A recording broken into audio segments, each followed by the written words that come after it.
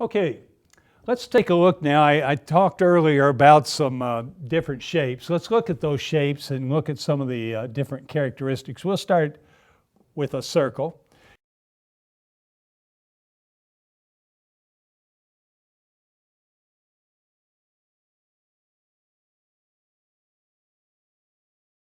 And there's several things you need to know about the circle, and you probably already know this, but we'll go over it anyway. Of course, one of the first things you have to remember, the number of degrees that are in a circle, and that's always going to be 360 degrees. The other thing that you're going to have to remember about a circle is that if this is the radius, you have to remember that if you go all the way across, pretend that's a straight line there, that's the diameter, and it's 2 times the radius, because you may have a situation where they tell you the diameter, but the relationship they want you to solve to is maybe about the radius. So you have to remember how to get to the radius if you have the diameter. And I know that's pretty basic, but we'll just go over it here. The other thing is that you will need to know how to use the formula for the area of a circle. Now, don't worry about remembering the formula for the area of a circle, although it's pretty easy to remember, because all these formulas for these different geometric shapes are in each of the math sections. They give you that little cheat sheet that I talked about earlier. The area of a circle, of course, is A equals pi r squared. And the other thing is this distance around the circle, which is called the circumference. The formula for that, and that's also given to you in the front there, is 2 pi r. And you can see right now, because both of them contain pi r, that maybe they'll give you the circumference but ask you something about the area, or they give you the area information and ask you about the circumference. So you'll play those two things together sometimes. Let's look at another shape here. This happens to be a rectangle. Not all the sides are equal, but this side is equal to that side's equal to that side, and they're parallel. And one of the things about any polygon is that the sum of the different angles in there is always going to be 360 degrees. And if you think about it, that makes sense. Let's just draw a diagonal here. You basically break that rectangle into 2 triangles. And as you know, a triangle has 180 degrees, so 2 times 180 is going to be 360. So it's easy to remember there's always 360 degrees in a rectangle. It has a formula too, and it's a simple formula. It's just simply the length times the width. And it doesn't matter where you decide whether that's the width or the length, and whichever, because since it's just 2 things multiplied together, you'll come out with the same answer. And we don't talk about the circumference of a rectangle. We call it the perimeter. And the perimeter of a rectangle is going to be equal to 2 times the length added to 2 times the width. Now let's look at its cousin, the square. Now the square, all its sides are equal. Let me pull it down just a little bit further here.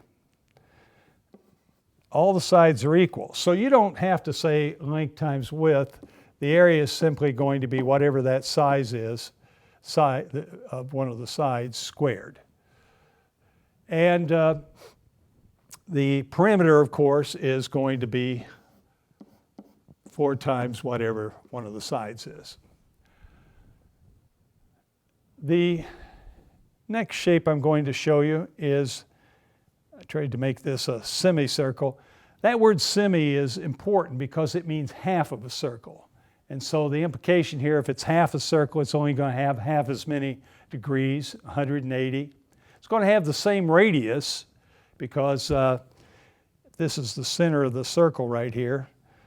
This thing's a little off in calibration there. If that's the center of the circle, the line's going out to any point. is going to be the same radius as if we had the full circle. And finally, let's look at one more polygon. This is the parallelogram. And all these have parallel sides, but the thing that you're often going to see is that they'll, with parallel lines, if there's a line that's passing through them, these angular relationships you're going to have, like the alternate interior angles of a transversal crossing parallel lines, they're going to combine these concepts. And as I mentioned in the introduction, it'll be rare to just have a circle problem. They may inscribe a circle inside a rectangle, or they may put a rectangle inside a circle, or even put a triangle inside a circle. Maybe you'll see something like that. I think specifically I'm going to be discussing one of the problems that's a practice exam problem that does that. So let's look at some of those specific examples now. Okay, here's a problem. It's number 11, so it's probably medium difficulty. And we have two circles, and it looks like they've drawn a tangent line to the to 2 points on those two circles. Let's read it together. It says, in the figure above, A and B are the centers of two circles of identical circumference. And CD is a tangent to both circles and parallel to AB. Not shown. Now, if R is the radius of the circle with center A, what is the area of the quadrilateral ABCD not shown in terms of R? So there's a clue here. They not showing, not showing. I would think that would tell you to let's draw this and make sure we know what we're doing.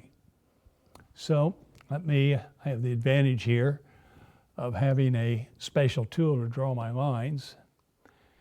And I'm going to connect this point here to point A.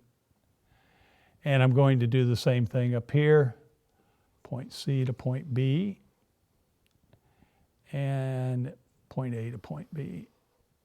Now what that formed is a square. And it said that the radius is R. So if this is R, oops, got to get my tool here. This is R, and this is R. That has to be R, that has to be R. So what is the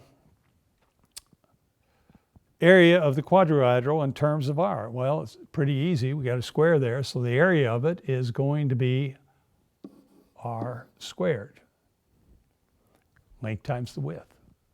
And that would be E. Okay, let's look at one more problem before we leave circles and polygons. In this case, we've got a triangle that's inscribed inside a circle. And it says, this problem 16, so it's perceived as being fairly difficult, I guess. In the figure above, AC and AB are the radii of the circle with center A. Now, if triangle ABC has an area of 18, what is the circumference of the circle? So they're wanting to find the circumference. They've given you the area of that triangle. So let's review the formulas for circumference and for the area of a triangle. Let's look at our cheat sheet. We're going to be using the circumference is 2 pi r, and the area of a triangle is 1/2 the base times the height. So with that information, let's go back to our problem, and let's just go ahead and write them here so we have them fresh in our mind. It's 2 pi r. And the area is equal to 1/2 the base times the height. And what do we know here? Well, this is the radius, R. And we're going to try to find out, we're going to have to solve for R in order to find the circumference. So we start with the area because they've given us that the area is 18. So we know 18 has to equal 1/2 the base times the height. In this case, the base and the height are the same. There are. So it's going to be 1/2 r squared. Okay, now we want to get the radius by itself. So we have to do the inverse. We're multiplying by 1/2. And so, or actually dividing r squared by 2. So we want to multiply by 2 to get rid of that. And when I multiply by 2, I'll just put it on this side. This is going to cancel out. And I got to do the other side, multiply it by 2. I get 36 equals r squared. And then to find out what r is, I take the square root of both sides. And r will end up equaling 6. Now I have it, I can plug it back in up here. I'm going to get rid of that r and put a 6 in its place. And I get c equals 2 times 6 times pi. And that means c equals 12 times pi. If we go over here for our different answers, that happens to be C.